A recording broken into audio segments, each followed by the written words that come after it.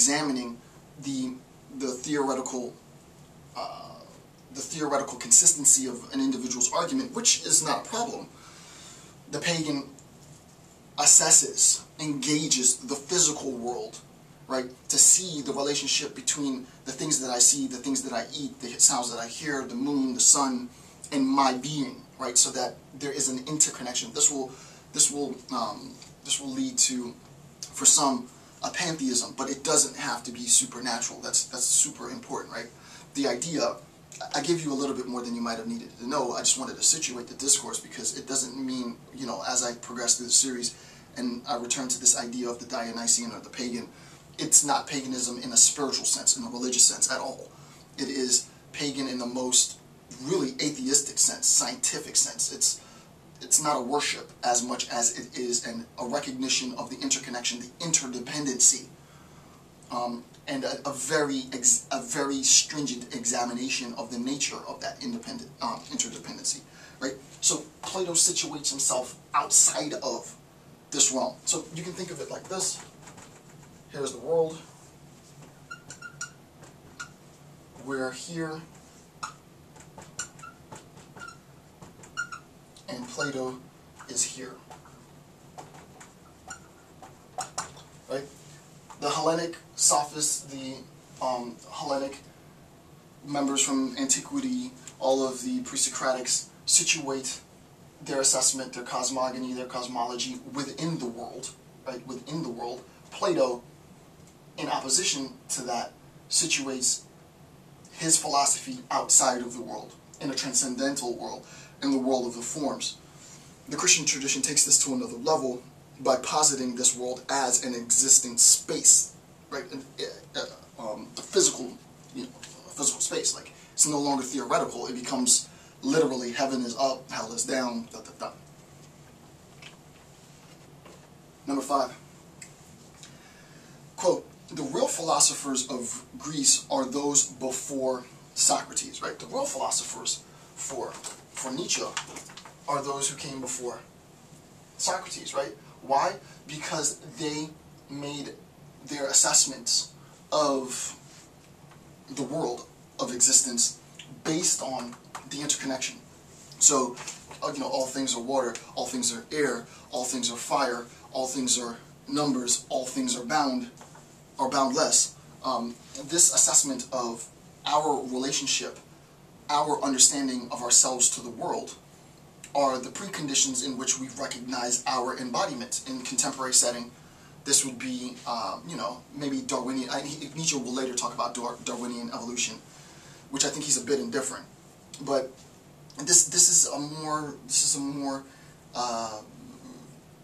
earth. I don't know how else to say it, right? Physiological, earth-based assessment of our cosmogony, right? It's a relationship of the origin of all things based in all things, right?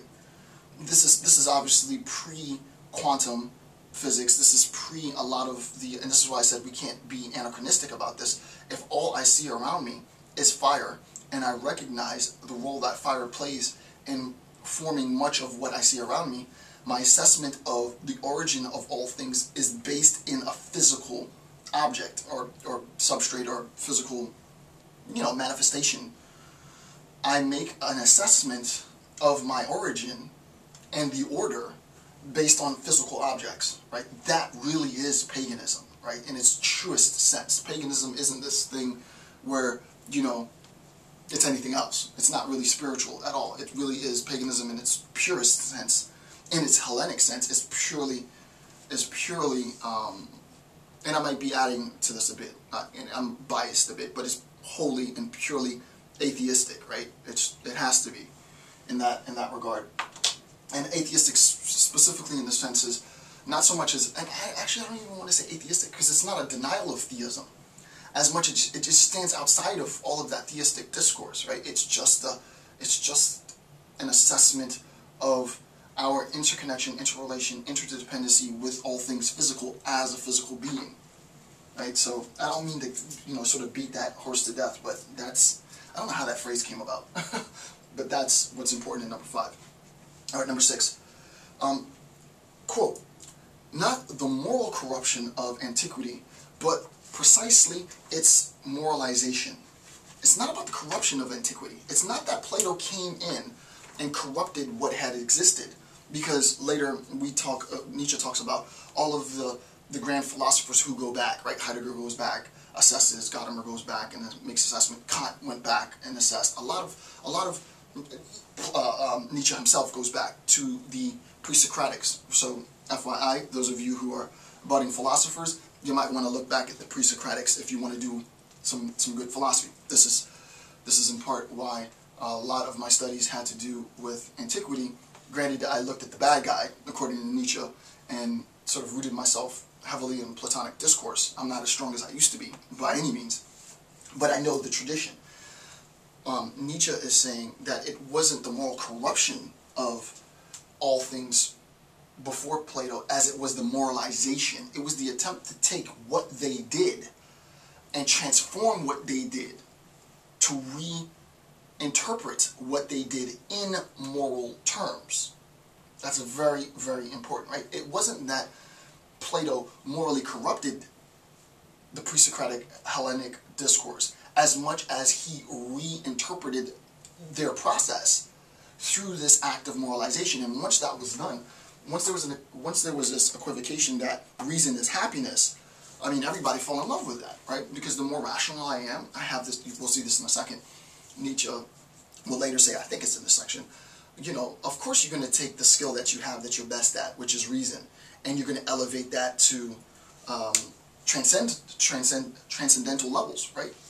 Nietzsche has a problem with that, obviously.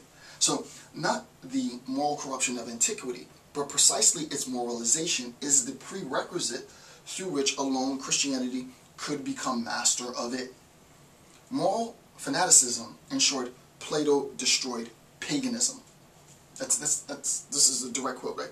Plato destroyed paganism. It's absolutely important that you understand what Nietzsche means by paganism. Not paganism in a spiritual sense, in a religious sense. There really isn't worship per se. The idea of it might not even, you know, and that would be interesting, right? I don't want to go so far to say it might not even be possible to understand, but it is very difficult to understand what is meant by paganism here, because so much of our contemporary, throughout the world, understanding of paganism is informed by, well, paganism was worship like Christian prayer, like Orthodox prayer. No, it's not that at all. It is really, in its purest sense, atheism is a sort of a bad term here, but this is the only word that I have in mind, I have to hand, ready to hand, in a sense. The individual pagan recognizes in a non-theistic, is probably a better way of saying it, in a non-theistic way, his or her interconnection, interdependency with the natural world. That is paganism, right? That pagan, right? So Plato destroyed that. He didn't destroy this worship per se, because actually, I mean, obviously, we saw what came after that, nothing but piety and worship. What he did is he destroyed the. It's so hard to, and for me not to be able to sort of put this into words is crazy, but he destroyed our ability to. I can't think of anything else. So I have a banana on my desk, right, which I haven't eaten yet. I'll eat after this series. You know, you can imagine that the pagan looks at this banana and recognizes that there's energy in this, literally, quite a bit of it. The sun's in this, the soil's in this, water's in this. You know, there's a lot in this. And insofar as I ingest this, I ingest the sun, I ingest the soil, I ingest the water. It's not that I worship this per se, but I recognize the interconnection between the sun and me. By eating this, I internalize aspects of the cosmos. I participate, if you will, in the cosmos. It's not that I'm praying or I'm a devotee to the cosmos as such, as much as, because that's all informed by Plato, as much as it is a recognition, right? It's the recognition that insofar as I eat this, I participate in that